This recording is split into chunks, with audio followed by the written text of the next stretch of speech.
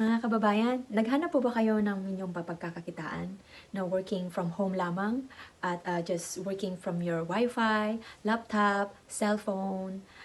Well, this business is a good opportunity po para po ibahagi ko sa inyo. Ako nga pala si Aileen Mamangon from San Jose, California. I'm originally from Pangasinan, Philippines po.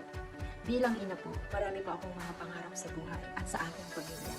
Dahil gusto ko pong magkaroon sila ng magandang buhay at hindi po ako gipit parate para sa pangangailangan usually ng aking mga magulang dahil po sa kanilang paggamot, naging maintenance na po sila.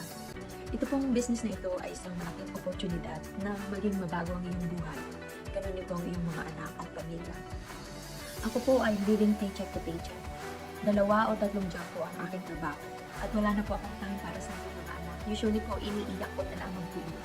Dahil po napakasakit bilang isang magulang na hindi mo mabigyan sila ng magandang buhay. Ito po ay business na sa bahay ka lamang, pwede mong gawing office ang iyong bahay. Write-off expenses po ito at we filing every year sa tax. Ito po ay isang automated system na running in the background even you working from your corporate job or on your on travel or kahit saan po, anytime, anywhere, you can work on this po. Meron po tayong mga coaches and mentors na tutulong po sa inyo at isa na po ako doon bilang inyong mentor. At very supportive po ito. Napaka-supportive at if you don't know anything about this business, hindi mo naman kailangan maging degree, bachelor degree sa business or anything. Hindi rin po ako techie. Kaya po, ini-encourage ko po kayo na jump into this opportunity na nangyayari din po sa aking buhay. Meron na po akong blessings na nakamit dito sa business na ito at we generating income po talaga. 5K figure and everything, 6K figure is malaking blessings na po ito na nangyayari sa ating buhay. At isa na lamang po ang aking job.